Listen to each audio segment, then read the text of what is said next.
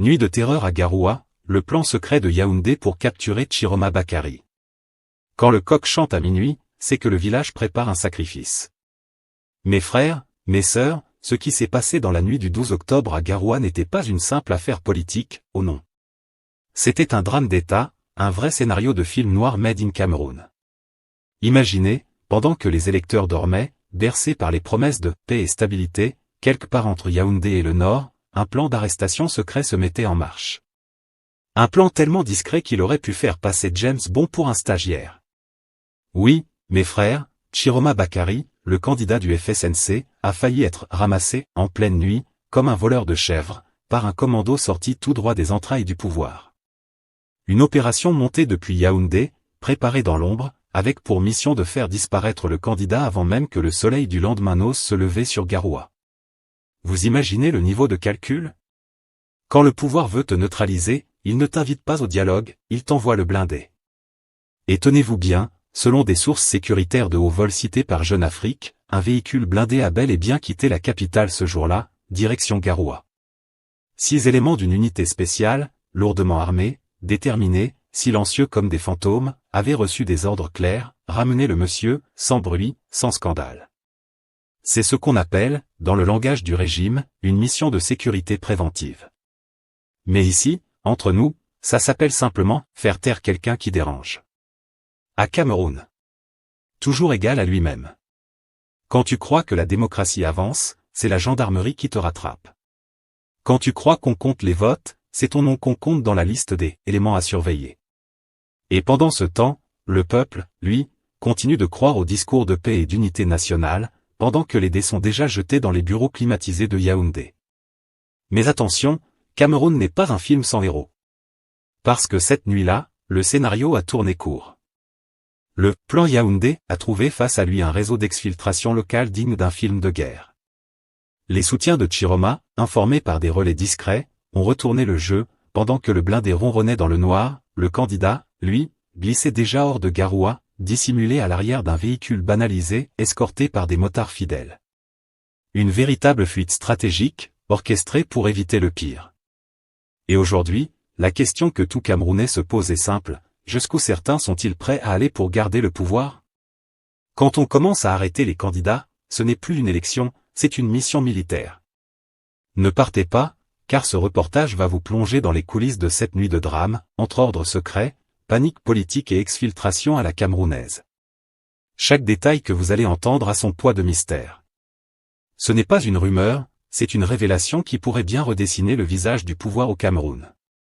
Avant qu'on entre dans le vif du sujet, abonnez-vous à Camenews, la chaîne où on décortique les affaires du pays sans sucre, sans sel, mais avec beaucoup de poivre. Activez la cloche, likez la vidéo, et surtout, préparez-vous, ce que vous allez entendre dans ce reportage n'a rien de banal.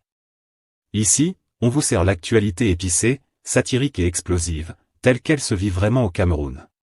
Partie 1, le plan de la nuit noire quand le pouvoir voulait ramasser Chiroma Bakary en catimini. À Cameroun mon pays, le pays où même les élections se jouent à cache-cache.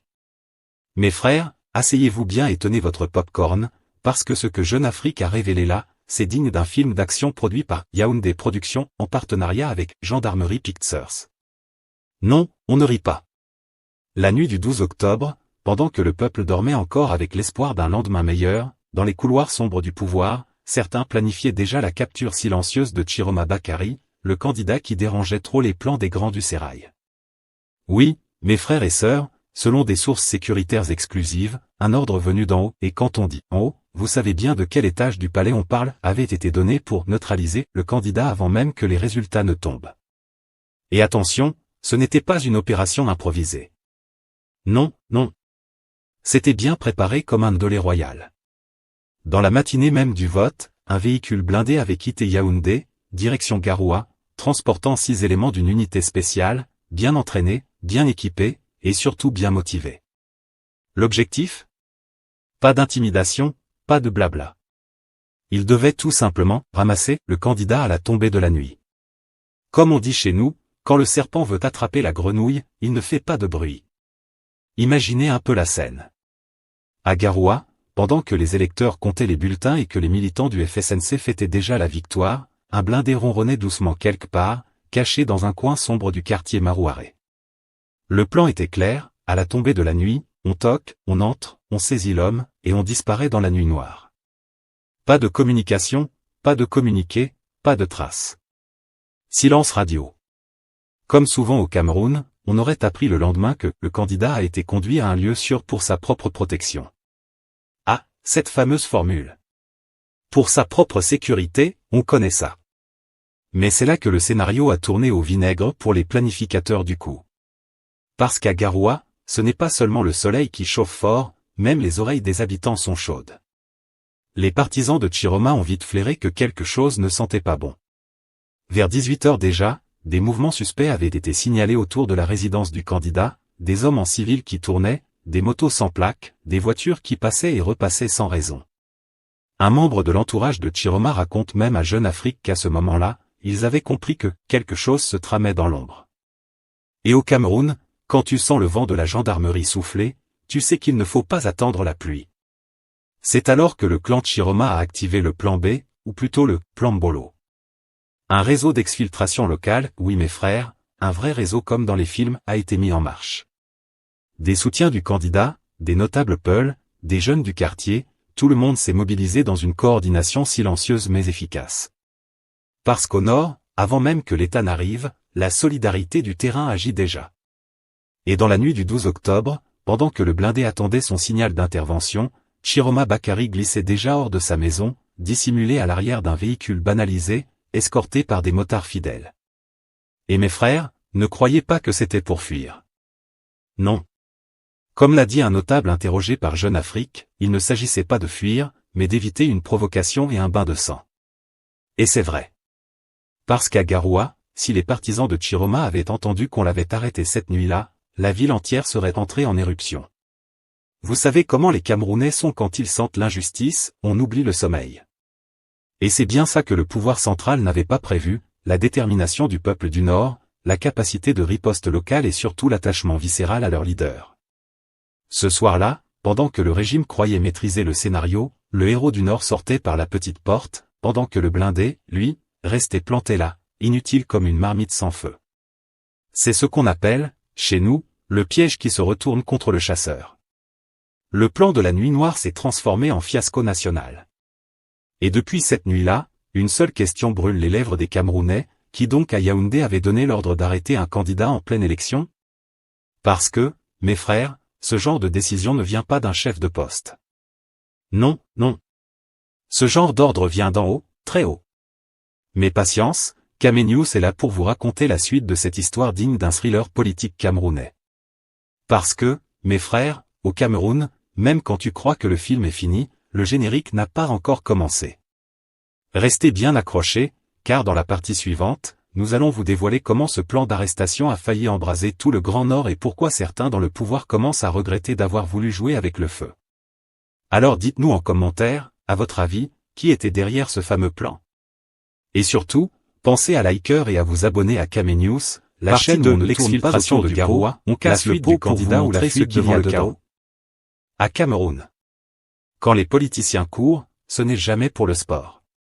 Et cette nuit du 12 octobre à Garoua, mes chers abonnés de Kame News, n'avaient rien d'une balade de santé. Pendant que certains croyaient que le candidat Chiroma Bakary allait passer la soirée à compter les bulletins, d'autres comptaient déjà les véhicules qui rôdaient autour de sa maison. Des hommes en civil ici, des motos sans plaque là, et un véhicule blindé qui respirait fort derrière les murs. Le genre de scénario où même les moustiques se taisent pour écouter ce qui se prépare. Des mouvements suspects, des ombres dans la nuit. Selon les témoins, dès 18h, des mouvements inhabituels ont été signalés près de la résidence du candidat à Marouaré. Des hommes inconnus, l'air nerveux, tournaient dans les ruelles.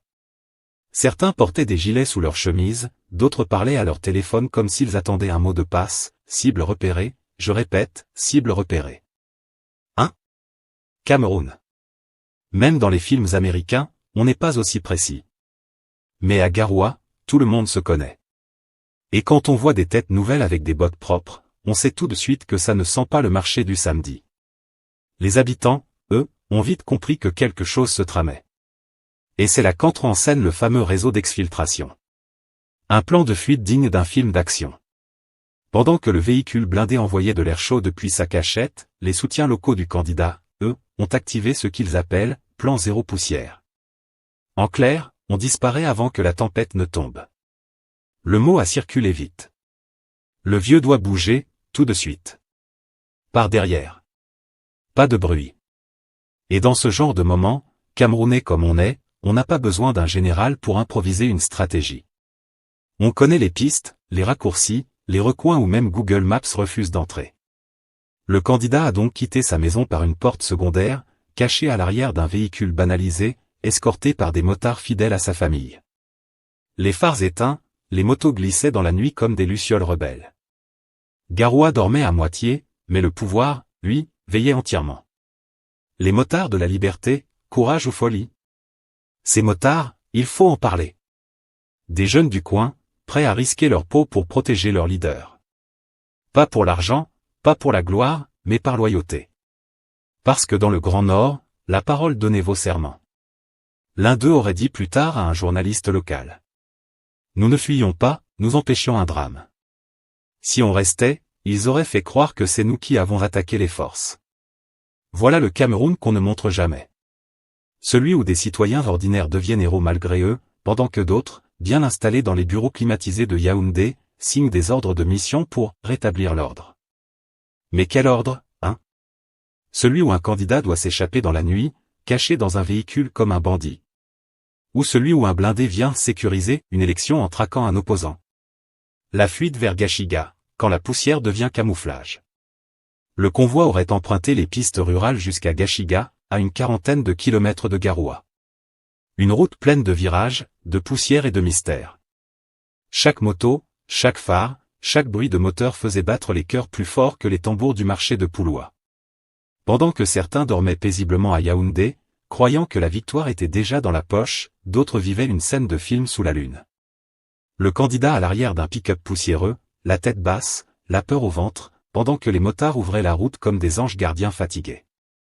Arrivé à Gashiga, le convoi s'est arrêté. Là-bas, dans une maison isolée, il aurait passé la nuit, le téléphone coupé, la lumière éteinte, pendant que dehors, la gendarmerie continuait à chercher un fauteur de troubles. Mais troubles de quoi? D'avoir participé à une élection? La nuit la plus longue de Garoua. Cette nuit-là, les habitants de la ville ont compris que quelque chose d'inhabituel se passait. Certains ont dit qu'ils ont entendu des bruits de moteurs lourds, d'autres ont vu des hommes courir entre les ruelles, comme des ombres sans visage.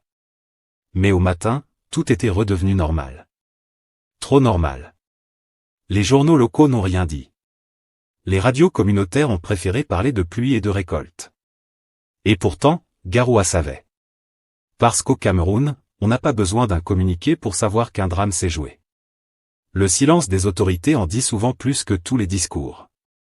Et ce silence-là, mes chers abonnés, résonnait fort comme un tambour qu'on veut étouffer. Fuite ou provocation évitée? Alors, la grande question reste, Chiroma Bakary a-t-il fui? Ou bien a-t-il simplement esquivé une provocation? Parce qu'à ce stade, les versions divergent. Les uns disent: il a pris peur et s'est caché. Les autres répondent: il a juste évité un bain de sang. Mais dans tous les cas, il y a une vérité qui dérange. Un candidat à la présidence de la République du Cameroun, obligé de s'exfiltrer dans sa propre ville, la nuit d'une élection, comme un fugitif. Si ça, ce n'est pas une preuve que notre démocratie est malade, alors je veux bien qu'on me donne la définition de la santé politique. La rumeur plus rapide que le blindé.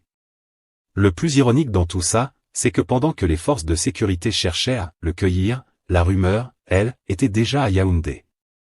Avant même que le blindé n'atteigne Marouaré, les réseaux sociaux bourdonnaient déjà. Chiroma enlevé. Chiroma disparu. Le Nord en feu. Les autorités, dépassées, ont tenté de calmer le jeu. Mais comment calmer une rumeur dans un pays où la vérité voyage en moto et le mensonge en 4x4? Quand le peuple n'a plus confiance aux communiqués officiels, chaque silence devient suspect, chaque bruit devient preuve. Et pendant que les versions s'affrontaient, un seul constat restait clair. La tension montait, le fossé se creusait, et le pouvoir central découvrait qu'on ne contrôle pas Garoua avec des blindés, mais avec la confiance. Le symbole d'un malaise plus profond.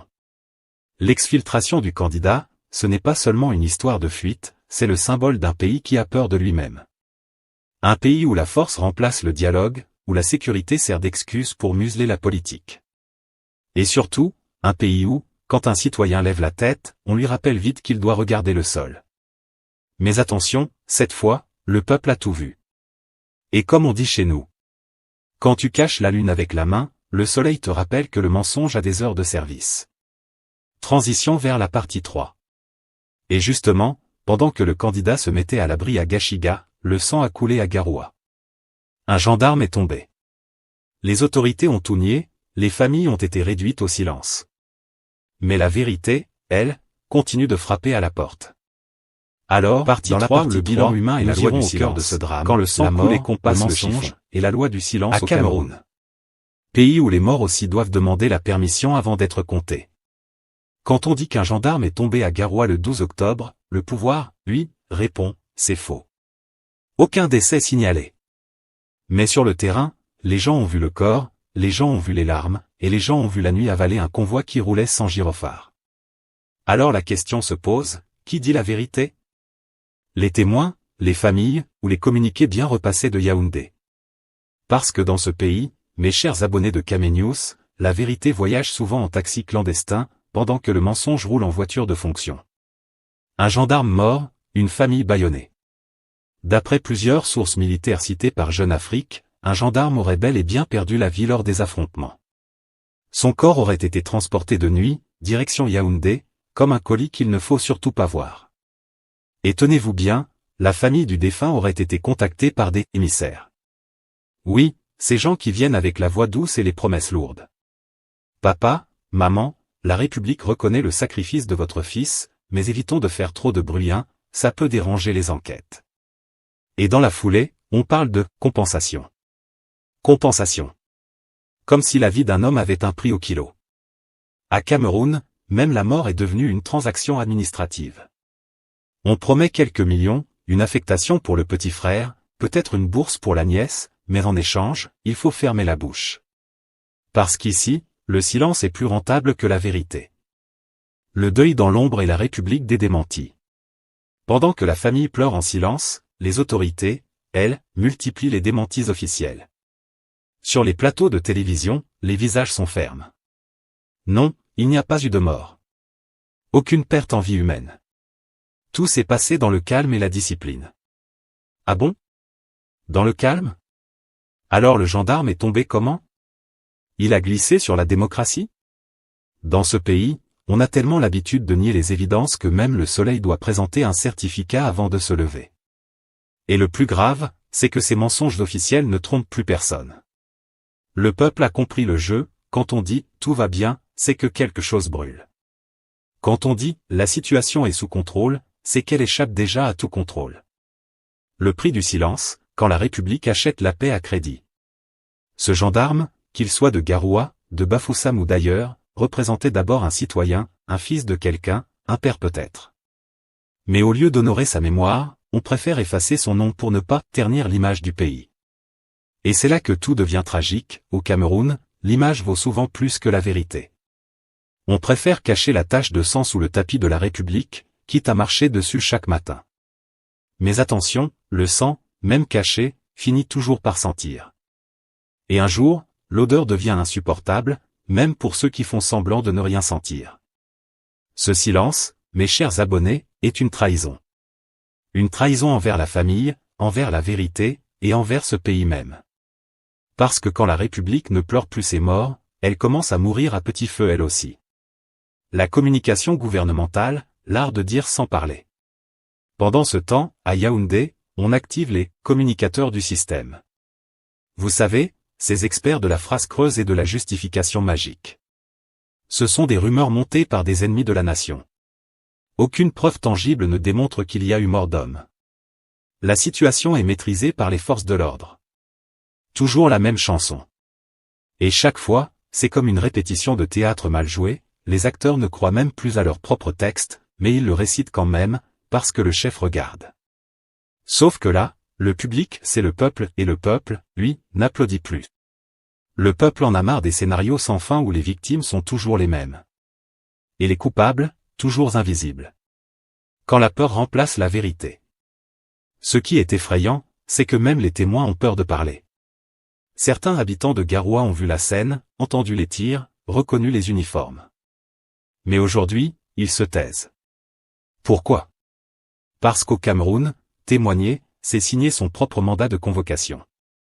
Et c'est là que le cycle devient infernal. Le pouvoir nie. Le peuple se tait. Les morts se multiplient. Et la vérité disparaît. C'est ce silence collectif qui nourrit la méfiance et la colère. Car quand un peuple n'a plus confiance dans la parole officielle, il commence à croire à tout ce qu'on lui murmure. Et c'est comme ça qu'un pays se transforme en grande radio de rumeurs. Un devoir de vérité, ou un mensonge de plus? Aujourd'hui, Kame News pose la question. Pourquoi est-il si difficile d'admettre la mort d'un citoyen? Pourquoi faut-il attendre qu'un média étranger vienne révéler ce que tout le monde savait déjà? Est-ce que la vérité a perdu sa nationalité? Parce que si Jeune Afrique dit qu'un gendarme est mort, on crie à la manipulation. Mais quand c'est le système qui nie tout, on doit dire « Amen ». Non mes chers abonnés, non. Le vrai patriotisme, ce n'est pas de protéger les mensonges du pouvoir, c'est d'exiger la vérité pour sauver la nation. Et maintenant? Alors, que va-t-il se passer? Le corps a été rapatrié à Yaoundé, la famille a été muselée, les témoins se cachent. Et pendant ce temps, la tension monte. Parce que dans les quartiers de Garoua, les gens parlent bas, mais ils parlent beaucoup. Et quand le peuple commence à parler en silence, c'est souvent avant qu'il ne crie très fort. Cette mort, si elle est confirmée, pourrait devenir un symbole. Celui d'un Cameroun qui tue ses enfants et qui achète le silence de leur famille. Et dans l'histoire des nations, ça, mes amis, c'est toujours le début de la fin. Transition pour la partie 4. Voilà le vrai visage de cette nuit à Garoua, un homme mort dans le silence, une vérité étouffée, et un pouvoir qui joue avec les émotions du peuple comme un enfant joue avec des allumettes. Mais attendez, ce n'est pas tout. Parce que ce qui s'est passé cette nuit-là a des conséquences plus graves qu'on ne l'imagine sur la stabilité du pays, sur la confiance du peuple, et sur le destin même de la présidence. Et c'est ce que nous allons décortiquer, dans la partie 4. Partie 4. Pourquoi tout cela est lourd de conséquences, quand le pouvoir central joue au feu dans un champ d'herbe sèche? À Cameroun. Pays des plans secrets qui ne restent jamais secrets. Quand Yaoundé éternue, Garoua attrape la grippe, et quand quelqu'un a étourdi tous un peu fort, c'est tout le Grand Nord qui sort ses mouchoirs. Mais cette fois, mes chers abonnés de Kame News, le rhume a pris une autre tournure, on a vu des blindés, des motards, des fuites de nuit, et un gendarme tombé, le tout dans une ambiance où chacun se demande, qui commande vraiment ce pays? Parce qu'il faut le dire, cette affaire dépasse largement la simple tentative d'arrestation d'un candidat. Ce qu'on a vu à Garoua, c'est le symptôme d'un pouvoir qui ne fait plus confiance à personne, ni à ses opposants, ni à ses propres forces de sécurité, encore moins à la population. Un régime qui se méfie même de son ombre. À force de vouloir contrôler chaque souffle, chaque cri, chaque bulletin, le régime est en train de se transformer en une machine paranoïaque. Le moindre vent d'opposition devient pour lui une tempête. Et voyez-vous, c'est cette peur qui pousse les gens de Yaoundé à envoyer des véhicules blindés pour attraper un candidat dans la nuit. Une arrestation politique, sous prétexte de sécurité nationale. C'est comme si on voulait attraper un moustique avec un canon. Mais comme toujours, le Cameroun a son génie, dès qu'un plan est lancé en secret à Yaoundé, tout le monde est déjà au courant à Garoua avant même que le moteur du blindé ne chauffe. Le Nord, ce terrain qu'on ne comprend jamais depuis les bureaux climatisés de la capitale. Le pouvoir central a souvent cru que le Nord, c'est une région qu'on contrôle avec les discours, les sacs de riz et les visites protocolairement chorégraphiées. Mais cette fois, le terrain a montré ses dents. Les partisans de Chiroma Bakary ne sont pas des figurants d'un feuilleton politique, ce sont des gens qui vivent chaque injustice comme une gifle. Et quand on essaie de toucher à leur leader, même symboliquement, ils sortent le courage ancestral, celui qu'aucun décret ne peut museler. Yaoundé pensait peut-être que Garoua allait rester calme, que tout allait se passer comme d'habitude. Mais non. Ce qu'ils ont oublié, c'est que le Nord a une mémoire longue. Très longue. Quand on y plante la peur, c'est la colère qui pousse, et cette fois, elle pourrait bien pousser jusqu'à Yaoundé même. Une mort qui dérange et un silence qui pèse.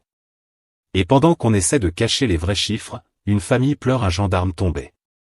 Un homme mort dans le silence, dont on aurait compensé la douleur avec quelques enveloppes. À Cameroun. Chez nous, même la mort a un tarif. On promet quelque chose à la famille, mais on exige en retour le silence. C'est un peu comme si on disait, ton fils est mort pour la République, mais ne parle pas trop sinon tu salis son uniforme. Et pendant ce temps, les officiels font des démentis avec des sourires forcés. Non, il n'y a pas eu de mort, tout s'est bien passé, disent-ils, pendant que les villageois voient les convois funéraires passer la nuit. Cette hypocrisie institutionnalisée, mes chers abonnés, c'est ce qui tue la confiance du peuple. Quand le citoyen n'a plus foi en la parole de l'État, il commence à croire aux rumeurs. Et quand un peuple se nourrit de rumeurs, c'est la vérité qui finit par mourir. Le risque d'un feu qui se propage. Le Nord est un baril de poudre politique. Entre les frustrations économiques, les rancunes régionales et la compétition électorale, il suffit d'une étincelle pour tout faire sauter.